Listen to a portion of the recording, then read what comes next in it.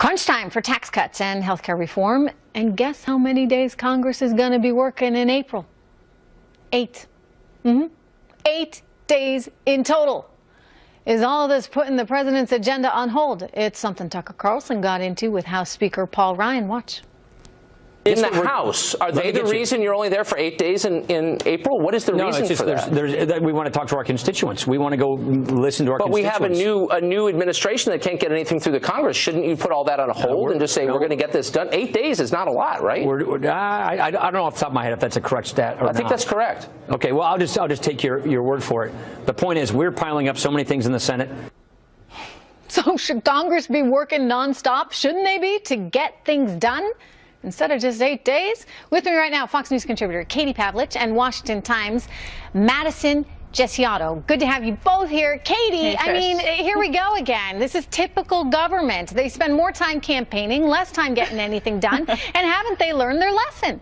Well, here's the thing, Trish. The #1 complaint about Washington, D.C. is that politicians are out of touch with the real world. So I think that politicians who spend time here actually need to spend more time generally back home with their constituents, hearing about their concerns, not just during election years, but right now on big pieces of legislation that are going through the House and that the White House has put on the table. There's a lot of pushback on this health care bill from, not from Democrats necessarily, but from conservative grassroots activists. And Republicans like Paul Ryan have to go back and sell it to them and say, this is why this is good. I think that's a very interesting, fresh take on it. I'd like to know that when they do go back, that they are actually talking to people, because Madison, my worry here is this is just typical Washington bureaucracy type stuff with a bunch of people that don't want to work hard.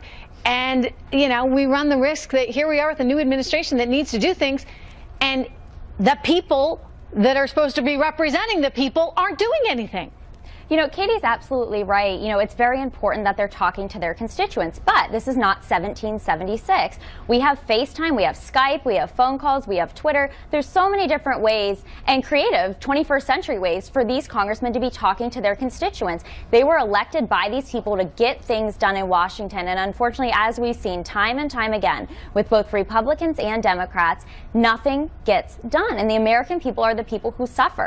So for me, I don't want my congressmen coming back to my district until they get something done to benefit me, my family, and my friends in the state of Ohio. What's the price we all pay here? I mean, let's remember what's at stake. Katie, if they can't get health care reform, repeal and replace, actually accomplished, what's the alternative? Well, I do think that people have been sent to Washington to get things done, but if you look at the timeline that the White House and the House, Paul Ryan meaning, has laid out for this health care repeal, they want it done before they go home in April. So they have a very fast-track timeline here. They want to get it into the Senate. In terms of the consequences of things not happening, I think that gets into a very complicated issue. The president has said that if Republicans can't get this repeal and replace done, he's happy to let Obamacare continue to fail, and they'll come up with a solution later. But in terms of the timeline, they're trying to get this done very quickly so they can then move on to tax reform after the April recess, so to speak. Which is really and come back and work on a bigger issue in their mind. Yeah, I mean, Madison, in terms of the economic implications of all of this, they are significant. We saw the jobs report today, 235,000 jobs added to this economy. A lot of that is based on the promise, on the hope that good things are to come. People psychologically are feeling better, in part because of the repeal and replace movement, and in part because of lower taxes that are being promised. Absolutely, but what I think we need to keep in mind is if they're going to get this done before April when they, go home, I think there's so many other things they still need to get done. So that's great that one thing's on a fast track, but I think we should be fast tracking so many other things that people need. And, this is just one of many, many concerns of the American people. And if they can get that done on that fast track, just think of all the things they could get accomplished if they were working more than 8 days in the month of April.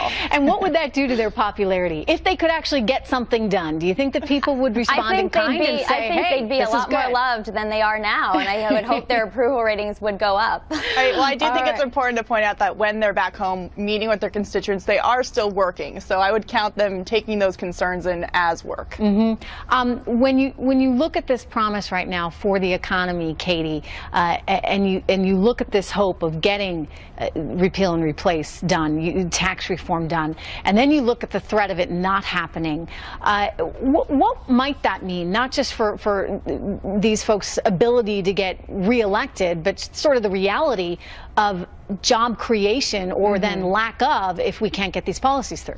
Well, I think that's economically right now we're seeing this relief. People thinking that regulations are going to be cut back, so they're hiring more. The wet blanket of Obamacare appears to be that it's going to be taken off here in the future, so that businesses can grow again, because Obamacare has been such a stifling factor in their hiring. So if they can't get this done and the economy is let down as a result, and all of these regulations and taxes stay in place, I think that's going to cause a pretty severe problem when it comes to constricting the growth that we're seeing now.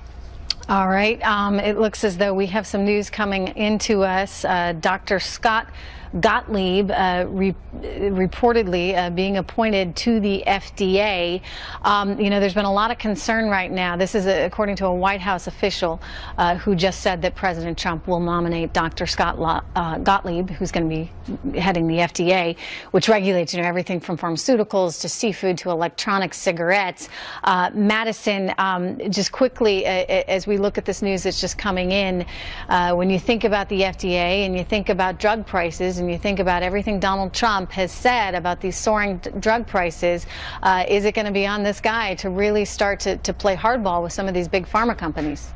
Oh, absolutely. I mean, look at the amount of people in this country, as President Trump has pointed out so many times, that have suffered on behalf of greedy drug companies. The facts are the facts, and we need someone in there who's really going to play hardball with them. And I think he's going to be a great person to do that. And it's just, I need another testament to President Trump's ability to put amazing people and businessmen in power that are going to, really take over and drain the swamp in Washington. All right. We'll be watching for all of it. Lots going on. Busy weekend ahead. Thank you so much, Katie and Madison. Thanks. Thank you.